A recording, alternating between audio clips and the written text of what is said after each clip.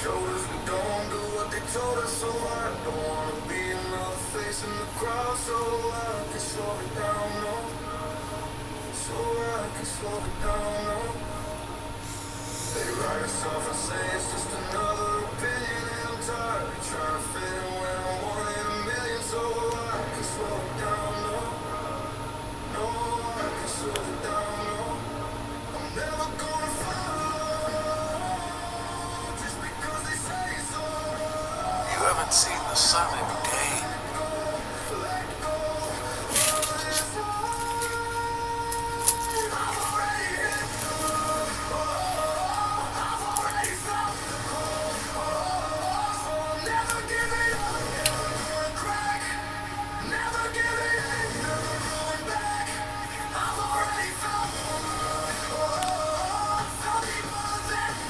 On the part of the Trump administration. On the part of Iranians, basically what you see is that they really feel that they can outlast the United States, when it comes to the Strait of Hormuz. And why is that? Because economically they can get the hits. They can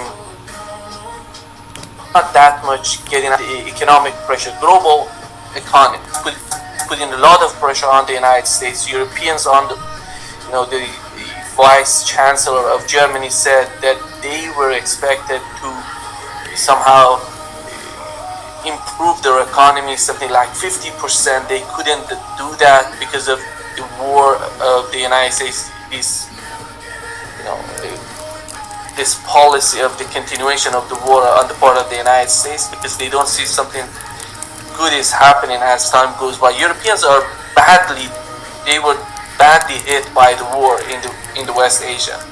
Just imagine what has happened with the case of Ukraine. They're continuing the war. No Nord Stream pipeline getting back. No energy from Russia. So then you add up the Strait of Hormuz. So this is the case for the Europeans. The other allies of the United States in Japan, in South Korea, the same. This is the main reason that Iran somehow feels that they can outlast the United States. This is the calculation or assessment on their part, because the midterm elections are coming, and we know how the things are changing domestically in the United States. I don't know if you saw the interview of the former mayor of Chicago.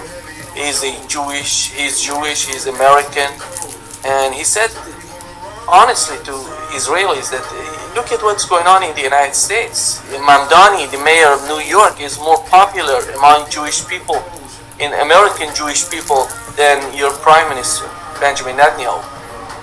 I talk about the one by Rahm Emanuel, yeah? He worked under the Obama administration. That's a very important speech a lot of my guests mentioned, because he was and is, a very staunch supporter of Israel. For someone like him to come out and criticize Israel is a pretty big shock to the system, and it shows how far things have gone. That's, what is the importance of that is that the lobby, the AIPAC or the Zionist lobby, feels a lot of pressure domestically and from outside. That's why you see some sort of fracture within the neocon ideology in the United States. You see Robert Kagan coming out talking against what's going on. It's not about, it's not all about the outcome of the war.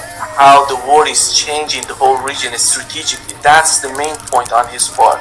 I don't know many people understand that. And this is, the outcome of the war is not acceptable for Donald Trump. The guy doesn't like to lose. We have to understand that.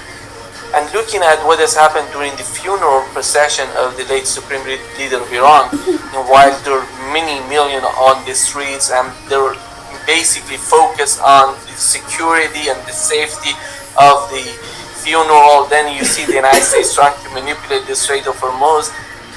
It's all about a game, Mario. It's not that much, these are not adults looking at the situation. Kids are fighting each other. It means that school kids are fighting each other somehow. This is the policy. I don't see any sort of grown-up policies or some sort of a strategic mindset behind what's going on. Just imagine how far we're gonna get back to the MOU, and they're fighting again. They're attacking the southern part of Iran, attacking and hitting the same targets. What is the meaning of that strategically? Nothing. And I don't understand what Donald Trump is seeking for. I think he's just seeking to penalize, to use the stick to try to convince Iran to accept concessions and not charge a fee at the Strait of Hormuz. So I think just Trump accepted the war objectives are gone. He's not going to achieve any other objectives. He'll try to get some nuclear deal out of it. Potentially, he might not even get that. But he's also what he's trying to at least do is prevent a catastrophic outcome for the US strategically, and that is Iran charging a fee. Now, will that work? Obviously, that's up for debate. I doubt it will work, but it's worth a try. So it's like he's telling the Iranians. We saw reports that the Americans are offering Iran the lifting of sanctions, the unfreezing of assets in return for Iran not charging a fee in the Strait of Hormuz.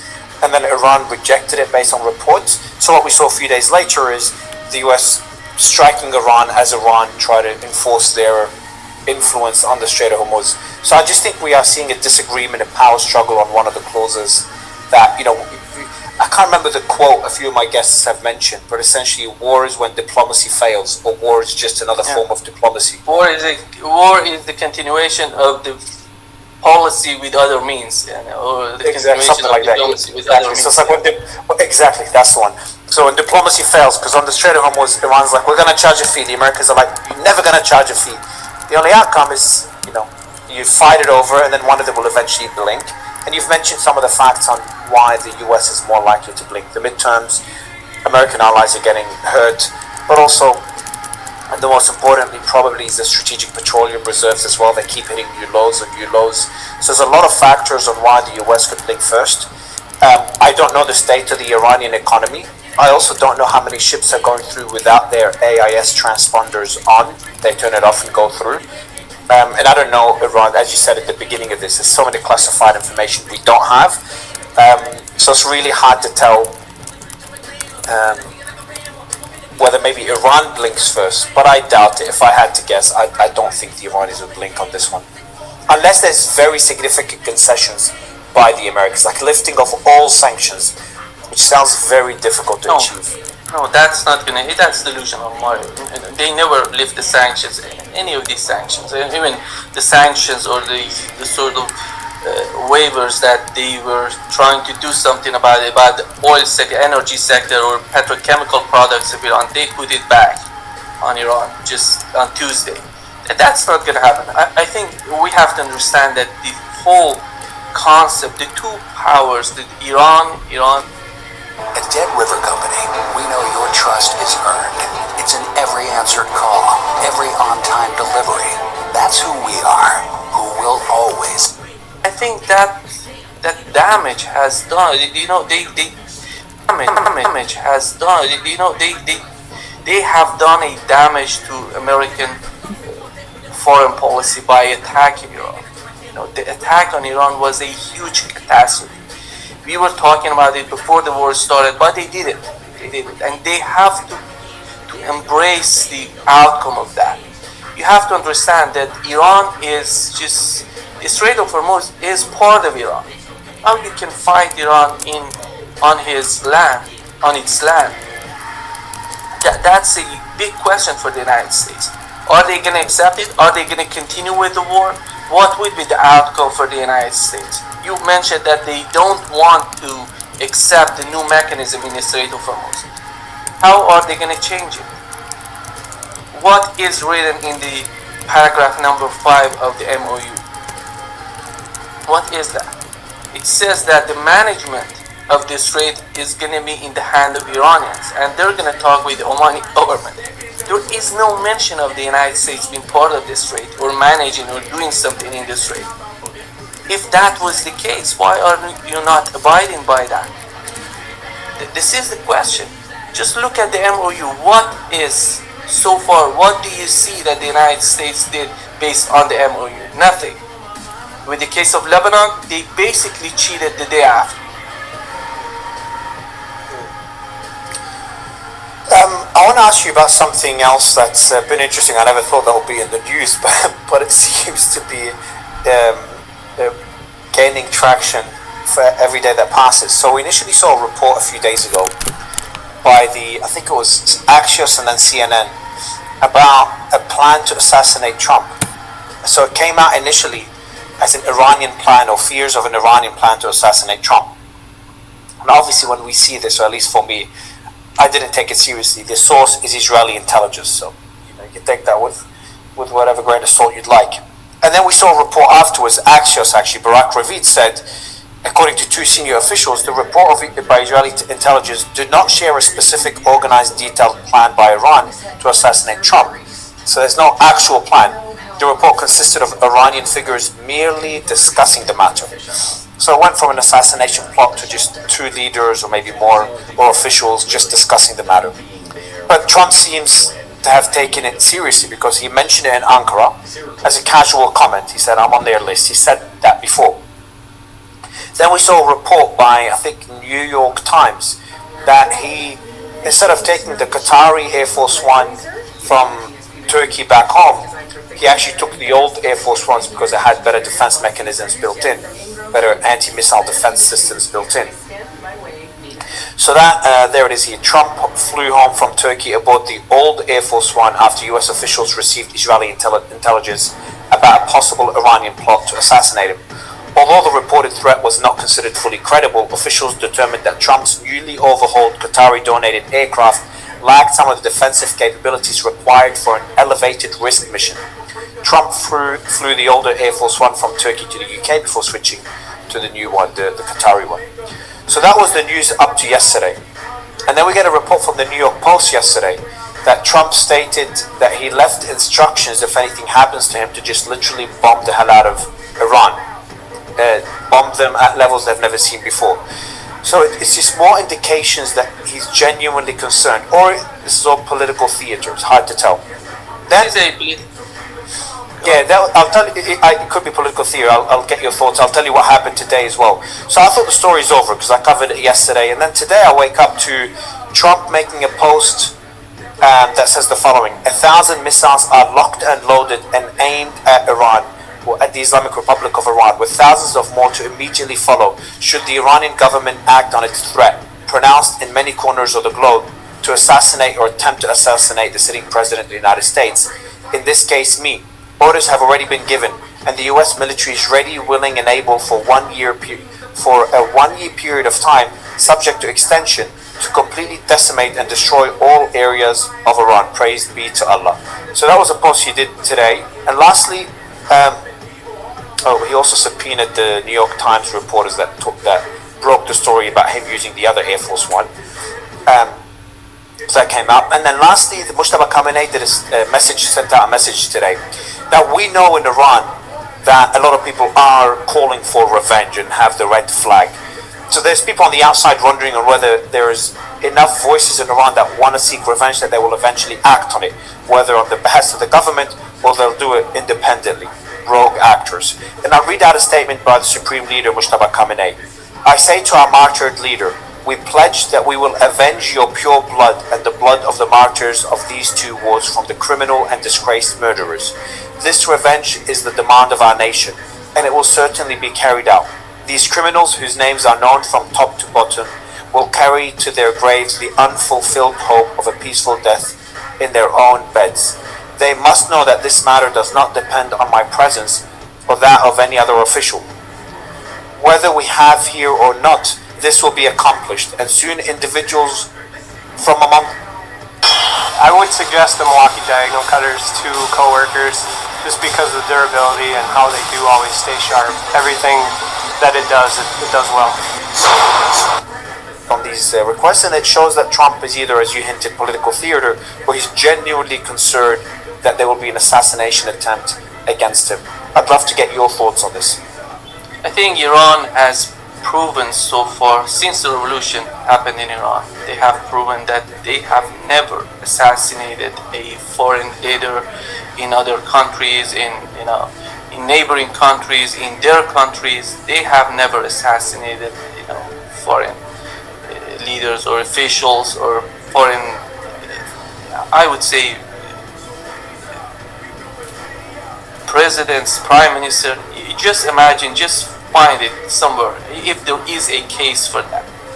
That has never happened since the assassination of Qasem Soleimani, which was the Iranian general who was on a diplomatic mission in Iraq, and he was assassinated by Donald Trump. You remember those days? I don't know if you remember, but it was all the same. The people wanted the revenge, but the revenge in the eyes of Iranians is going to be on the battlefield. It's not going to go there and cowardly assassinating some people in return to what has happened. And they have proven that if they want to fight, they're going to do it on the battlefield.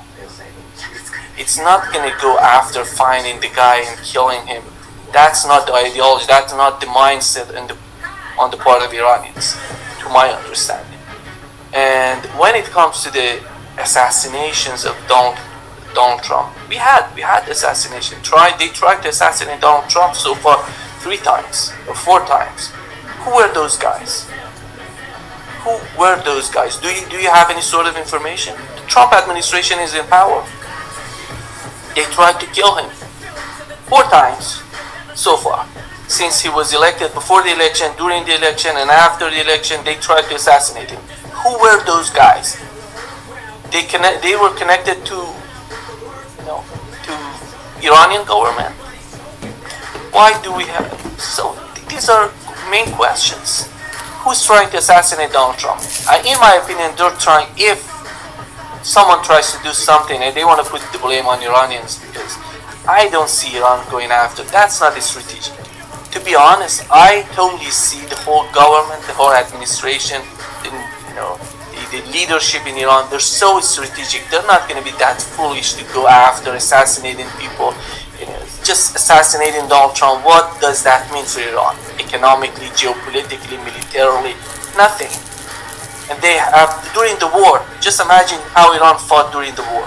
They assassinated the supreme leader of Iran, the commanders, civilians in Iran. Did Iran assassinate the same? Did Iran try to kill the people in Israel, for example? Let's say the worst enemy of Iran is Israel.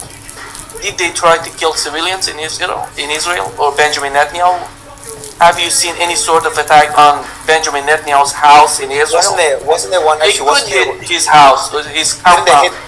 Didn't they hit his house once? He wasn't there? No, or I'm mistaken. no. It was a Hezbollah drone going to the window of his apartment just to show a sign that it's a little drone. It didn't explode that much, It was a sign from Hezbollah, not from Iran.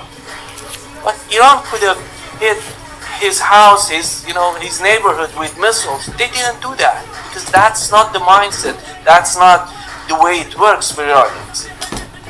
They're basically their sort of reaction or actions are strategic, in my opinion. I have no reason to accept that Iranians would go after Donald to assassinate Donald Trump.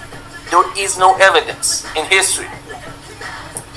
Yes, there's no. I checked it as well. There's no indications of Iran attempting to assassinate any world leader. The closest one is reports of plots against the Saudi ambassador, but I don't know what the sources are. In other words, they've never assassinated a leader. Israeli. I'm telling you, Israeli. But on this point, so we do have a new supreme leader. So I'm not insinuating this is the plan because it pragmatically doesn't make sense. That's my position, but I want to explore it anyway because I think it's worth exploring. We do have a new supreme leader in Iran, Mustafa Khamenei. It's not Ali Khamenei anymore. So, and he did put out a statement talking about we will pledge that we will avenge your pure blood. People that were behind the wars will carry to their graves the unfulfilled hope of a peaceful death in their own beds. They must know that this matter does not depend on my presence or that of any other official. He talks about this revenge is the demand of our nation. He's talking about revenge.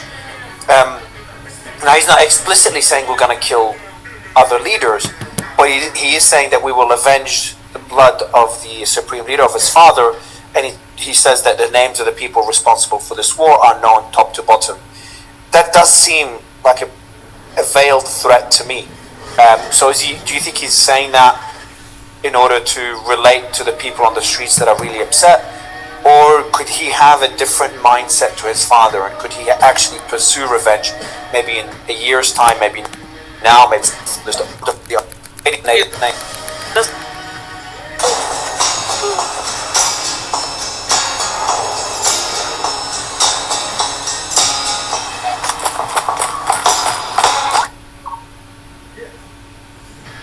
Never looking back, always forward. Never running from the challenge, run forward. Gonna fight it, so the fighting needs enormous. If you ever see victory is gorgeous, I could put the whole team on my shoulders. By any means, we some universal soldiers. There's no evidence in history.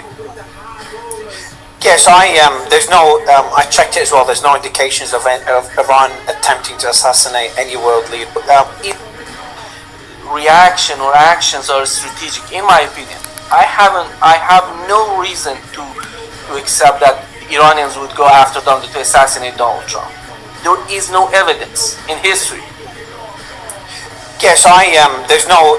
I checked it as well. There's no indications of Iran attempting to assassinate any world leader. The closest one is reports of plots against the Saudi ambassador, but I don't know what the sources are. In other words, they've never assassinated a leader. Israeli. I'm telling you. Israeli. But on this point, so we do have a new supreme leader. So I'm not insinuating this is the plan because it pragmatically doesn't make sense. That's my position, but I want to explore it anyway because I think it's worth exploring. We do have a new supreme leader in Iran, Mustafa Khamenei. It's not Ali Khamenei anymore. So, and he did put out a statement talking about we will pledge that we will avenge your pure blood.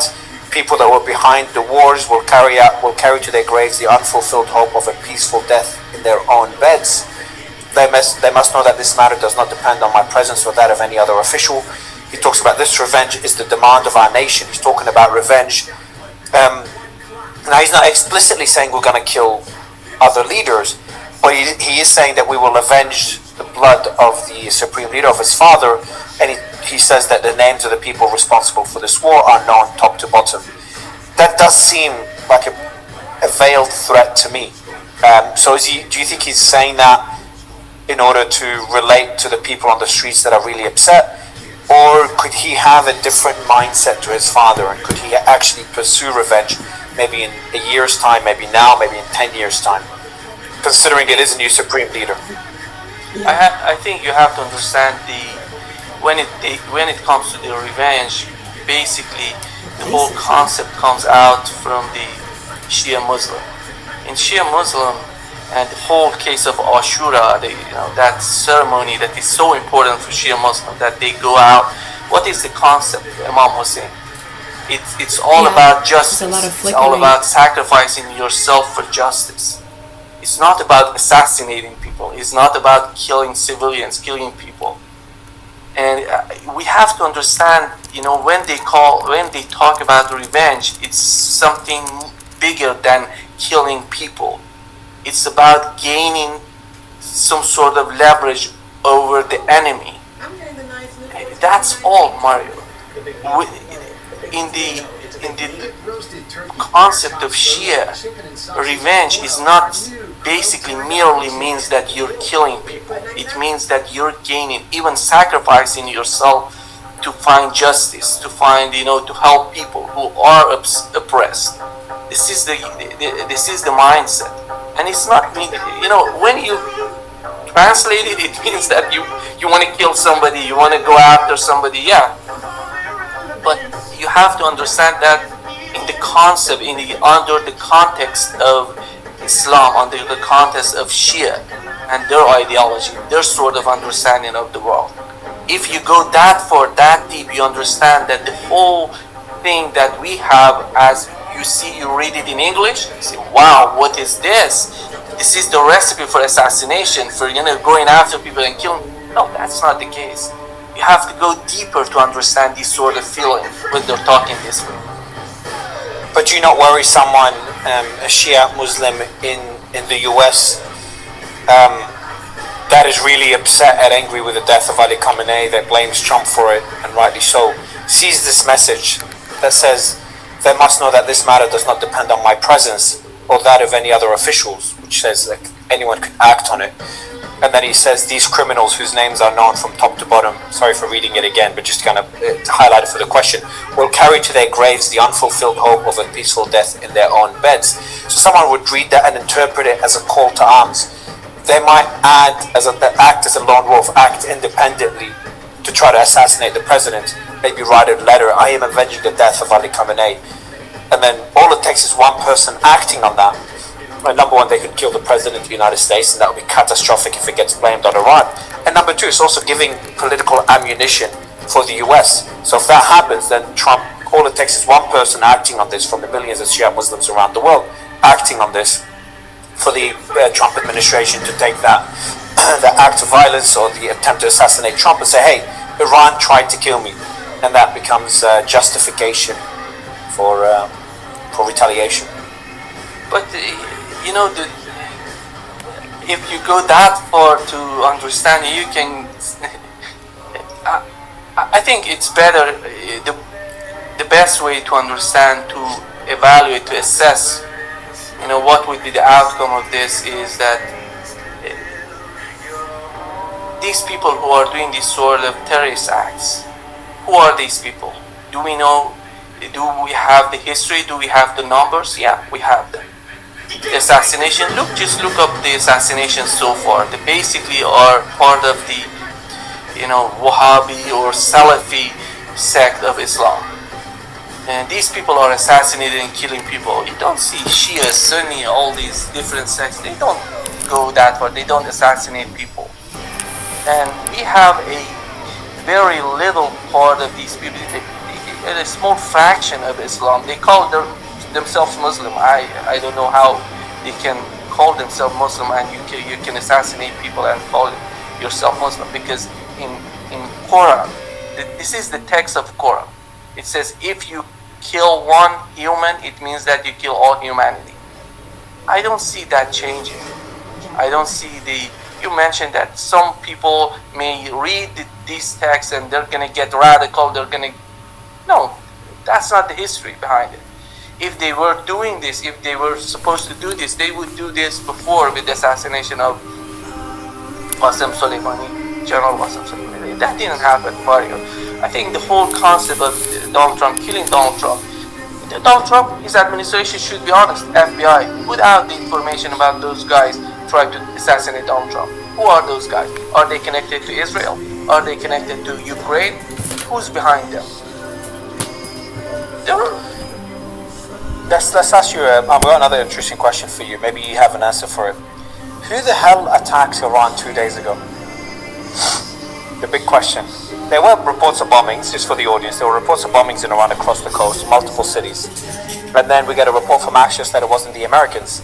And then Iranian media, and then we get a report from Israeli media that it was most likely a Gulf countries. And all figures were pointing to Bahrain and Kuwait. No indications it was Israel, no fighter jets, no cruise missiles.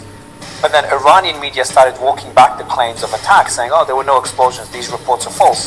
Then hours later saying, yeah, there was explosions, we were attacked, but they don't mention who it was, and no indications of retaliation. I have my speculation, I don't have any information on this beyond what's available publicly, but I have my own speculation. Who do you think it was? What do you think happened? It was an interesting day. No,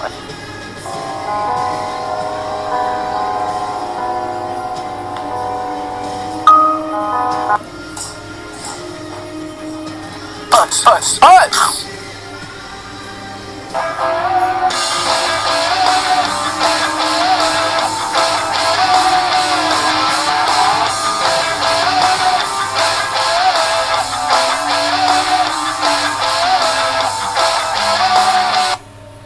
It was in Konarak. So it was a Iranian Navy site in Konarak, according to Tasnim. Yeah. Iran's Navy military air. Konarak, yeah. In Konarak. That, here it comes the question. I don't know what is the meaning of Konarak. Konarak is not that strategic for to be attacked, to be honest. I don't know what was the target. And it was something from inside. It was some, because it's not about the Konarak. We had 2 attacks on 2 bridges in Iran. One of them between Tehran and Mashhad, the other one in the northern part of Iran, in Golestan, in the province of Golestan, in an area called Aqala, which is a strategic bridge. That that bridge is important because there is a railway passing over that bridge and connecting Iran to Kazakhstan and to China, and later on. And are they, did the United States do that? I don't think so. These are somehow inside jobs, and the people, the agents, those people who are getting paid by, intelligence from Mossad, CIA, or maybe some sort of operation from inside. I looked at the photos, to my understanding, because I understand the structures. Because this is my field of study. I know the blast. How is that going to influence the bridge, the structure? We have the reinforced concrete there, and when you have reinforced concrete, you understand the structure. And then I think it was some sort of bombing from inside. I don't know about the Konarak because we didn't receive that much of information on that. There could be something from inside, these terrorist groups in Sistan and Baluchistan. I don't remove that possibility, that they did something. You look at this. This is not a cruise missile or something like that. Yeah, there's no debris anyway. No. So there's 2. So we're talking about 2 incidents here. So this one is a strategic one. It's a very together. I don't see that. The Trump administration has its own mindset. They're under tremendous pressure. They have a very good relationship with the Israeli lobby in the United States, and they don't want to sacrifice that because in the upcoming election they need these people, the Zionists and their lobby, AIPAC. They need all these people. On the other hand, they have their own objectives when it comes to the case of Iran. So they don't, they don't want Israel to be that much involved in the operations. And Israel is doing its job by manipulating and hitting, bombing some areas inside Iran. And these are not American attacks. And in terms of that attack of the unknown, the attack from unknown origins from 2 days ago, a lot of speculation that it was Bahrain and Kuwait, similar to how Saudi and the UAE attacked Iran during the war as a way to create deterrence. Didn't work. And some reports that Bahrain and Kuwait attacked Iran, so Iran stops attacking bases there. You don't think it was what that? Israel wants us to understand. Israel, the more Iran hits Kuwait, Bahrain, Qatar, Saudi Arabia, the more Israel gets excited. They don't want, the fight between Shia and Sunni in the region is the main objective of Israelis, because that's why you make some sort of division, you make the chaos, you make the problem. It's the same strategy, by the way, in Syria. Look at Syria today. Syria is the outcome, is the main objective, is the main model for Israelis, in my opinion. You make the chaos in a country, you don't let the country come together.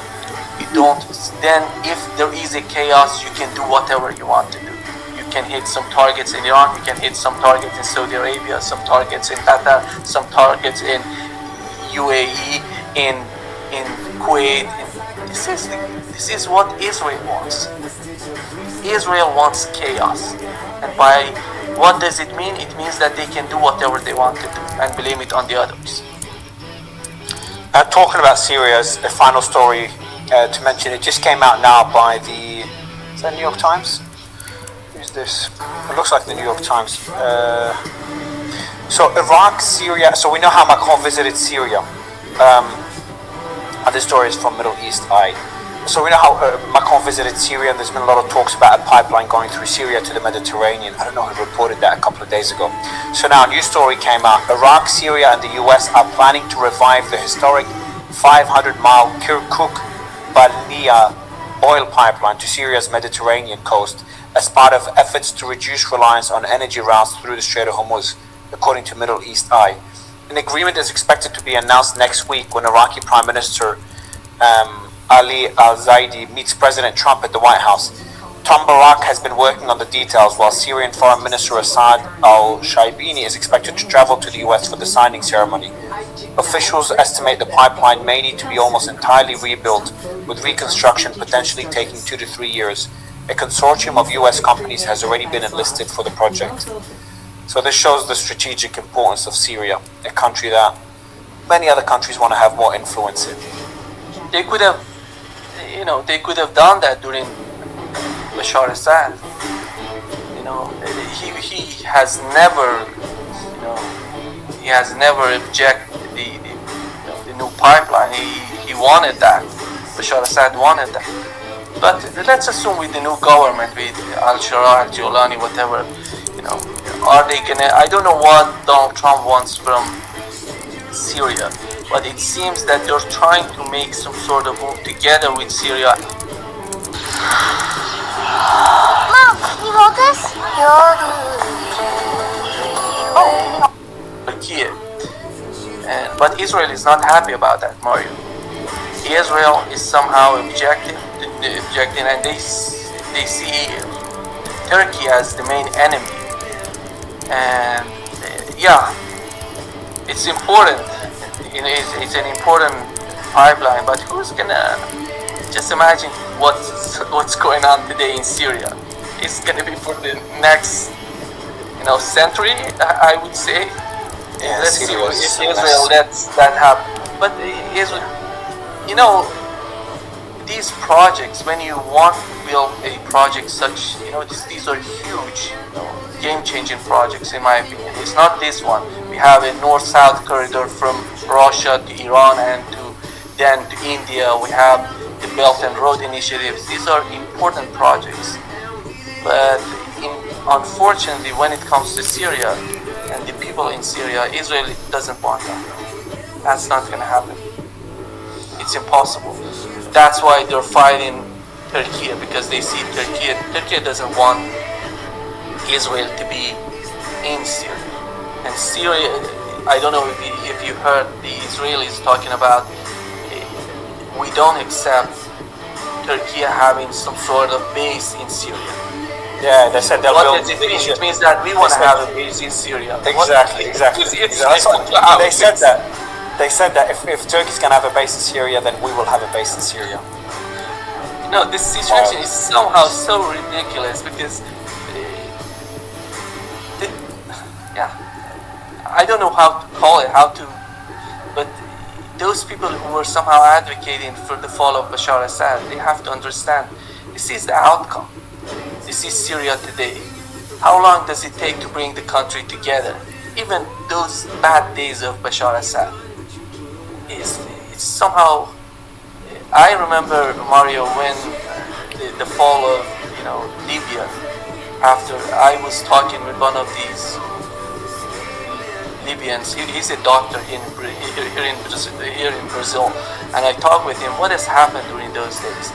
You have a government who's giving everything to the people in Libya. He was paid by the government to go outside and to study, to do, to get his PhD, and he was a dentist, by the way. And he said to me that he was against the government in Libya, and right now he feels that they lost everything. They lost everything, and they don't know how to get back. This is the story of Syria. I think this is the problem of Syria. The people are not gonna. Are those Syrians that were in Europe somehow chanting or fighting against Bashar Assad? Are they gonna get back to Syria? No, because the situation is not prepared. They're not gonna get anything if they get back to Syria. This is the problem. We, the people, don't understand. I think for us, we are sitting outside. We don't know the people. We don't understand the people in Syria. When it comes to the Shia, Sunni, Muslim, I talk with Christians here who are Syrians, who came from Syria here in Brazil, and they said Bashar Assad was the best for them because he was the main reason that they were, because the government of Bashar Assad was protecting them from these sort of radical Islamists or Salafis or Wahhabis. But today Syria is unbelievable what's going on in Syria. I don't see Turkey having any sort of leverage or being capable of changing the situation in Syria. And Donald Trump is trying to use the government in Syria to do something against Lebanon.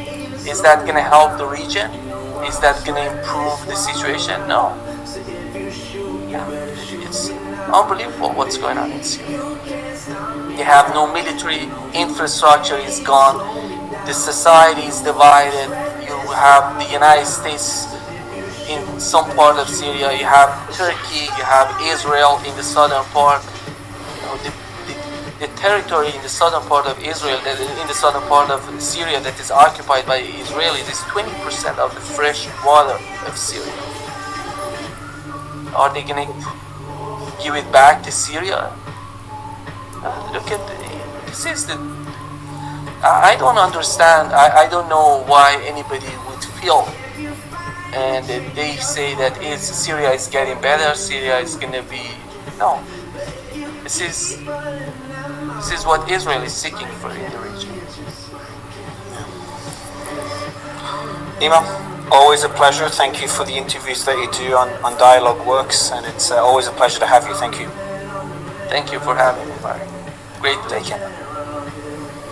Alright guys, highly recommend you check out Nima's channel Dialogue Works. He does some great interviews there and has been for many years. I'll be live again in a few hours, so I'll be off for a bit, but I'll be live in the meantime. If there's any strikes between now and the next interview, obviously I'll be live, but otherwise I'll see you in a couple of hours, in a few hours. Bye everyone.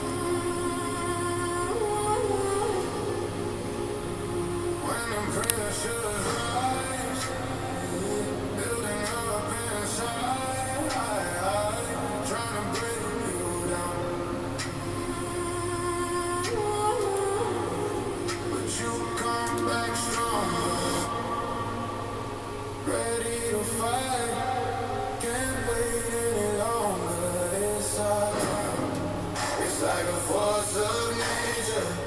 No stopping now, it's the scars that make you stronger than that. It's like a force of nature. No stopping now. It's the scars that make you stronger than that. Stronger than that.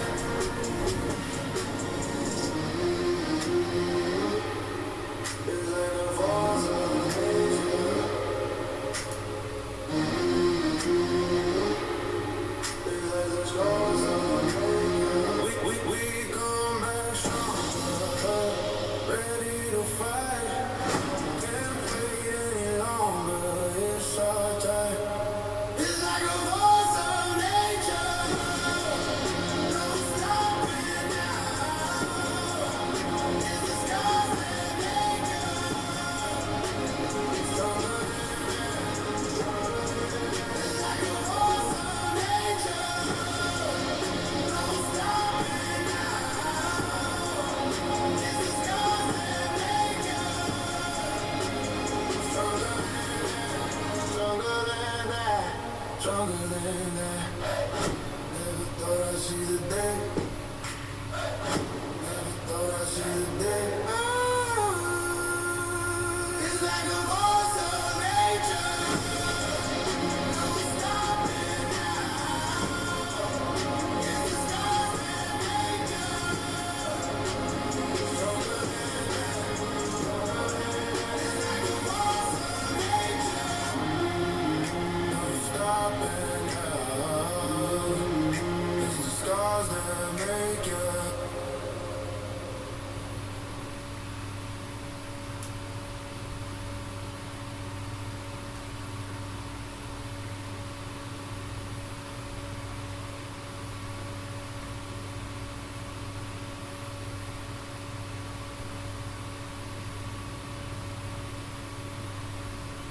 I'll do whatever I've got to. Ain't no limit to the things I do. 'Cause I will fight for my survival. Survival. Survival. It may be by the skin of my teeth. I may have to steal like a thief, but I will fight for my survival. Yeah. I'm gonna be the last one standing. I will overcome, and I refuse to run. I'm gonna fight for my survival. I will overcome. There's no way I'm backing down this time, 'cause I will fight for. Yes, I will fight for survival.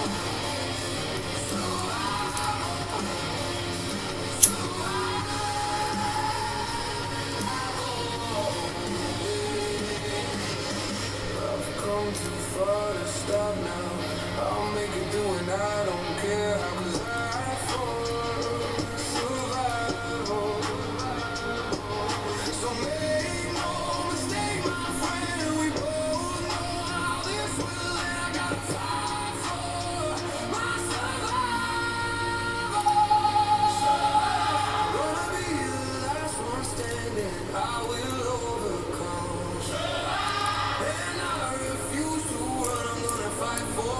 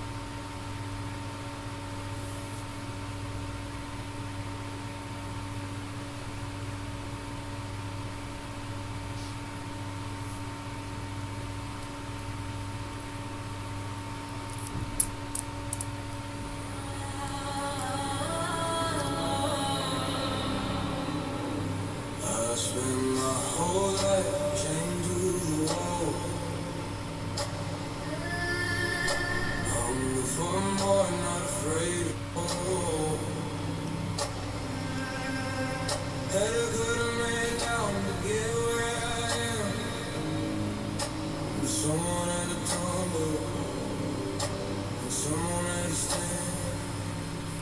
Don't try to fight, nothing you can do. I'm gonna run all over you. It's too late to try, there's nothing you can do. I'm gonna run all over you. I'm looking for new blood. Nothing's gonna stop me now. Nothing's gonna stop me.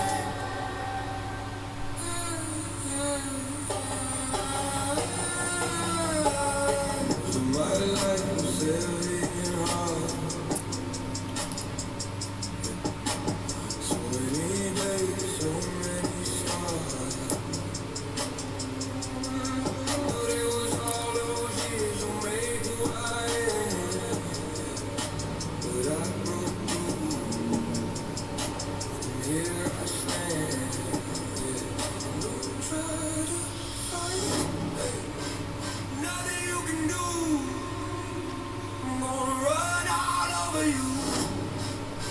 It's too late to try. There's nothing you can do. I'm gonna run all over you. I'm looking for new blood. Nothing's gonna stop me now.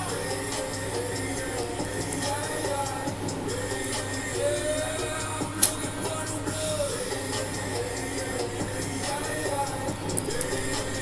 Nothing's gonna stop me now. Nothing's gonna stop me.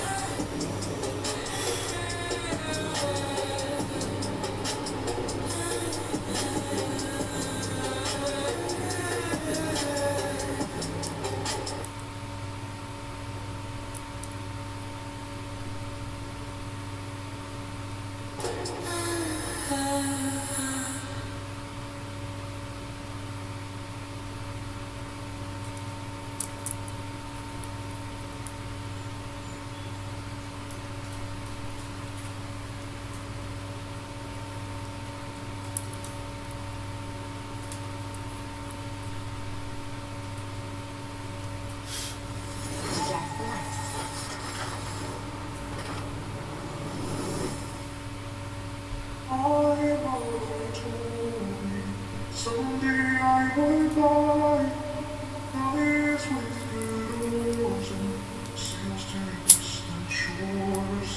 Stand up high and proud, no one here. Steady course for the heathens, human foemen. Someday I will die. Now this wicked ocean seems to distant shores. Stand up high and proud, no one here. Steady course for the heathens, human foemen. My mother once told me, you better go find yourself, find something to believe in, then always remind yourself who you are or where you came from. Don't forget where you got that name from, cause this world will shoot you and screech you, but you can understand for something when the day comes to meet your maker. I'm a freak in nature with a piece of paper. So you're all inside your life, upside down, all around you like surround sound. Quite the loud now, fight and chow down. All y'all dreams get like you drowned out. I like the crowd now, and night and bow wow. That's my drive now. Windows down, middle down, speeding, oh yeah, that's that vibe now. It's my destiny to be the best, to be the only one left standing. All the rest complete, there's nothing left to see, cause I am. To all the rest is rest in peace, because Someday I will die. Now this wicked ocean seems to distant shores. Stand up high and proud, no one here. Steady course for the heathens, human foemen. see life gets tougher than I sees. Set that goal to me, cause nobody can see what your eye sees. Jot that down in your diary and underline these words. No ship can sail on a light breeze. Them winds are whipping, that storm will get too heavy. You got that fight in you and you ready for ready in everything. Keeping it moving until your dreams of the horizon. Until you're surprised that when you reach that shore, you'll reach them more. So remember those words you were told. When you get old, you'll tell us, tell me your offspring about your calling and birth.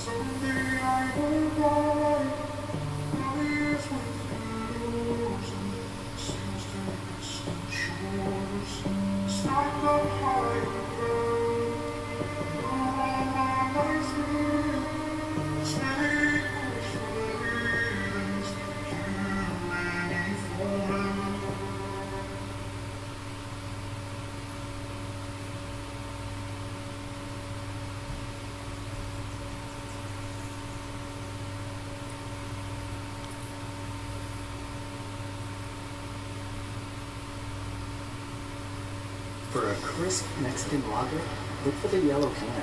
Choose yellow. Choose Pacifica. My skin, sensitive and irritated, so I choose Venus Extra Smooth Sensitive with skin soft.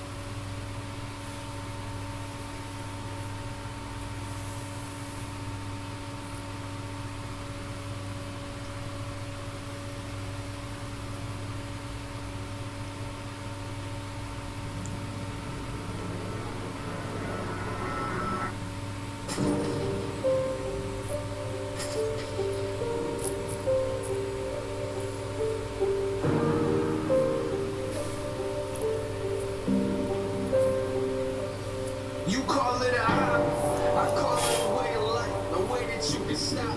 You know that I've been training right, the more you try to block, the more that I control the fight, and now you on the ropes, what you gonna do? Quitting's not an option, that voice in your head that keeps telling you you got this, lie to you, and now everybody's watching. You should've worked a little harder, cause many punches are gone.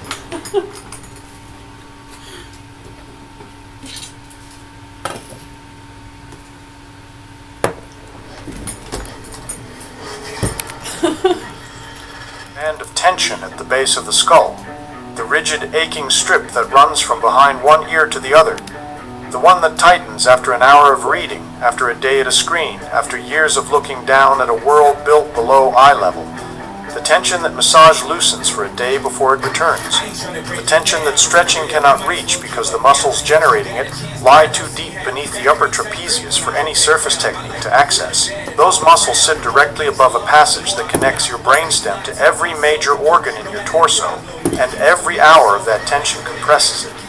What that compression does to your heart rate, your digestion, and your immune system is where the physics leads next. That tension is a group of 4 small muscles, each one shorter than your index finger, sustaining a load they were never designed to hold continuously. The head weighs approximately 5 kilograms when balanced directly above the spine in neutral position. 5 kilograms is not a significant load. A bag of flour, a small watermelon. The cervical spine manages it effortlessly when the weight sits directly above the support structure, the way a column supports a sphere placed at its center. Head has drifted forward, the typical screen posture, whether the screen is a computer monitor, a tablet, a phone, or a book, positions the head approximately 5 to 7 centimeters ahead of the spine. The weight has not changed, still the head's resting mass. But the physics has changed entirely because the weight is no longer balanced above the support. It is cantilevered ahead of it, the way a wrecking ball extends from its crane arm. The torque equation governs what happens next, force multiplied by distance. The force is the head's mass pulling downward through gravity. The distance is the horizontal gap between the head's center of mass and the spine's support point. Cervical spine loading from forward head posture was calculated by Hans Raj in Surgical Technology International. At 15 degrees of forward flexion, the effective load on the cervical structures reaches approximately 12 kilograms. At 30 degrees, a moderate reading angle, 18 kilograms. At 30 degrees, a moderate reading angle. At 45 degrees, the angle of looking down at a phone held at waist level, 22 kilograms. At 60 degrees, 27 kilograms. The neutral load generating 27 kilograms of effective load through nothing more than a lever arm and gravity. Physics is identical to holding a weight at different distances from your body. Hold a dumbbell equal to the head's resting mass against your chest, and it feels like the head's resting mass. Hold it at arm's length in front of you, and the same weight feels like it has tripled. Your shoulder muscles must generate far more force to support the weight against the longer lever arm. The cervical spine is the shoulder in this analogy. The head is the dumbbell. Forward head posture is the arm extending further and further from the body. The muscles at the back of the neck are the shoulder muscles straining to hold a weight that has not gotten heavier, but has gotten further from the support point.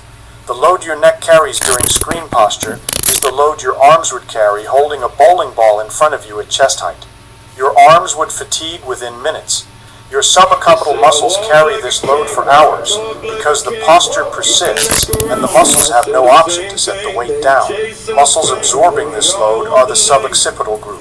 4 paired muscles connecting the skull base to the first 2 vertebrae of the cervical spine. Rectus capitis posterior, major and minor. Obliquus capitis superior and inferior. These are small, deep muscles designed for a specific purpose. Fine rotational adjustments of the head. The micro movements that keep your eyes level as your body shifts. The subtle tilts that orient your gaze during conversation. They are precision instruments. Under forward head posture, they become structural beams, locked in continuous isometric contraction to prevent the head from dropping further forward under the multiplied gravitational load. Isometric contraction, muscles generating force without changing length, holding position against a load rather than moving through a range, produces a specific physiological consequence when sustained beyond approximately 30 seconds. The contracted muscle fibers compress the capillaries running through the muscle tissue. Blood flow through the muscle drops. Oxygen delivery decreases. Metabolic waste. Lactate, hydrogen ions, potassium accumulates because the reduced blood flow cannot clear it at the rate the working muscle produces it. Ergonomics research established the threshold decades ago. Sustained isometric contraction above 15% of a muscle's maximum voluntary capacity reduces blood flow enough to produce ischemia. Insufficient oxygen delivery to meet the tissue's metabolic demand. The suboccipital muscles under forward head posture are contracting at far above 15% of their maximum. They are contracting at levels typically associated with maximal effort because the torque load from the cantilevered head demands it. Posture never changes because the world you inhabit is built below eye level. Screens sit on desks designed for writing, not for viewing. Books rest on laps. Phones are held at chest height. Cooking surfaces sit at waist level, and car dashboards are positioned below the windshield. Every focal point of modern daily life sits below the horizontal eye line, and every glance downward adds degrees to the cervical flexion angle, and every degree adds kilograms to the effective load the suboccipital muscles must sustain. 8 hours of screen work, the monitor positioned below the natural eye line because the desk was designed for writing with a pen, not viewing a screen at eye level. 2 hours of phone use, the device held at chest or lap height, the neck flexing 30 to 45 degrees to bring the eyes to the screen. 1 hour of reading. The book or tablet resting on the lap or table. 1 hour of food preparation. The cutting board and stovetop positioned at waist height. The neck flexing to watch the hands work. 30 minutes of eating. The plate on the table. The head dropping forward with each bite. 12 and a half hours of sustained forward head loading, producing that entire duration of suboccipital contraction, ischemia, and compressive force on the jugular foramen and the structures passing through it. The remaining 11 and a half hours include sleep, during which the pillow height and sleep position determine whether the cervical spine finally achieves neutral or maintains a modified forward flexion throughout the night. Ischemia is self-perpetuating. The contracted muscles need blood flow to clear the accumulated waste. The blood flow is blocked by the contraction. The waste accumulation triggers pain receptors, nociceptors embedded in the muscle tissue that detect the acidic environment of ischemic metabolism. The pain triggers a protective response, further muscle tightening, guarding against the perceived threat. The tightening increases the compression. The compression reduces the blood flow further. The waste accumulates faster. The pain intensifies. The cycle runs continuously, held in place by the gravitational load that never releases because the head never returns to neutral for long enough to break the contraction ischemia pain loop. The tension transmits through the cervical fascia to adjacent structures, the temporalis muscle above, the masseter muscle at the jaw angle. The nighttime teeth grinding you attribute to stress may be the suboccipital tension transmitting through fascial connections to the jaw muscles. The clenching is mechanical, a downstream mechanical consequence of upstream cervical compression. Torque, load, and ischemia cycle explain the tension you feel. The tension is the symptom. The problem is what the sustained contraction does to the structure passing beneath those muscles. Beneath those muscles, passing through the narrow space between the locked suboccipital grouping and the bony skull base, runs a structure the tension is compressing with every hour of forward posture.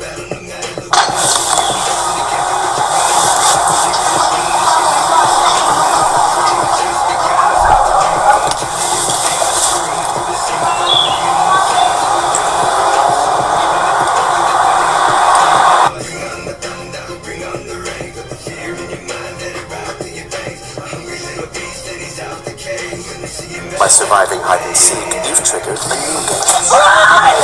Here's what I say, we are going to die. This is much bigger than us. Yes, I know. It's gonna be a no. Ready or Not to, now streaming on Hulu and Hulu on Disney+.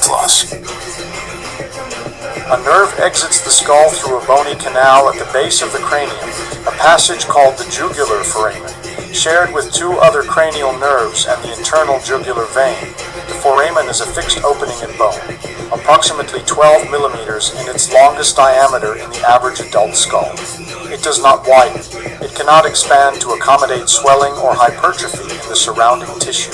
When the muscles surrounding it hypertrophy from years of sustained loading, when they lock in sustained contraction and swell with the fluid retention that chronic ischemia produces, the soft tissue structures passing through and adjacent to the foramen receive compressive force from outside. Nerve passing through that compressed passage is the vagus cranial nerve 10, the longest nerve in the autonomic nervous system, running from the brain stem to the heart, the lungs, the stomach, the intestines, the spleen, the liver. The nerve, the humming discussion described activating through recurrent laryngeal branch vibration. The nerve, the gargling discussion described stimulating through pharyngeal contraction. Both techniques activate branches of the vagus that exit the nerve trunk below the skull base, below the compression site. The stimulation reaches the branches. The main trunk carrying the signal to and from the brainstem passes through the compressed foramen. And what happens when that trunk signal degrades changes how every organ below the skull functions. An etiology is a highway with multiple on-ramps feeding into a main trunk that narrows to a single lane at a choke point near its destination. Humming activates one on-ramp, the recurrent laryngeal branch in the chest. Gargling activates another, the pharyngeal branch in the throat. Slow breathing activates a third, the pulmonary branches in the lungs. Each on-ramp feeds vagal afferent signals onto the main trunk, but the main trunk narrows at the jugular foramen, the single-lane choke point at the skull base. The signals generated by humming, gargling, and breathing all converge onto a trunk that passes through the compressed passage. The activation techniques are not failing. They are generating signals that arrive at a bottleneck, and the bottleneck reduces the signal that reaches the brainstem, regardless of how much signal the branches generate below it. Releasing the bottleneck does not replace the activation techniques. It allows them to deliver their full signal to the destination, but the vagus nerve is not primarily a command nerve sending instructions downward from the brain to the organs. 80% of the fibers in the vagus nerve are afferent sensory fibers carrying information upward from the organs to the brainstem. The gut reports its motility status, its inflammatory state, its microbial environment. The heart reports its rhythm, its pressure, its contractile state. The immune system reports its activation level through vagal afferents from the spleen and liver. The brainstem receives this continuous data stream, the body's internal status report, through the vagus nerve trunk that passes through the jugular foramen.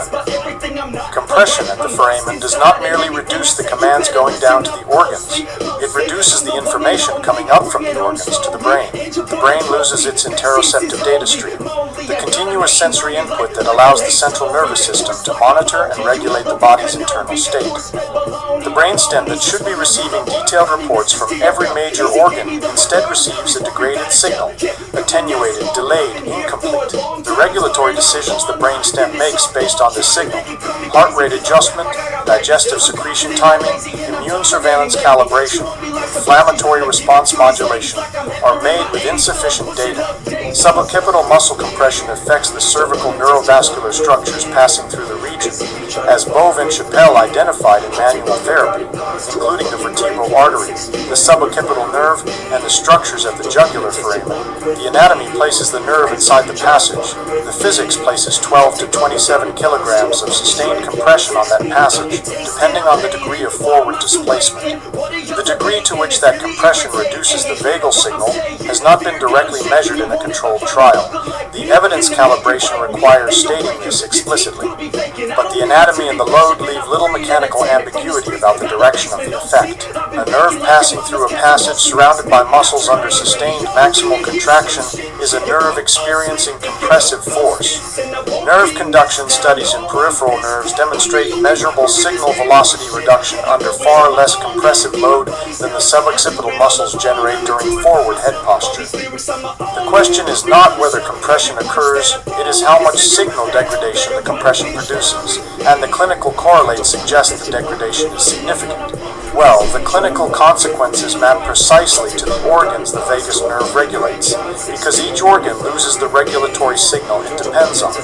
Reduced vagal tone, measured clinically as reduced heart rate variability, the variation in time between successive heartbeats, produces a specific constellation of effects. Heart rate variability as a measure of vagal function was quantified by Thayer and colleagues in Neuroscience and Biobehavioral Reviews, establishing that higher HRV reflects stronger vagal braking on the sympathetic nervous system, while lower HRV reflects sympathetic dominance from reduced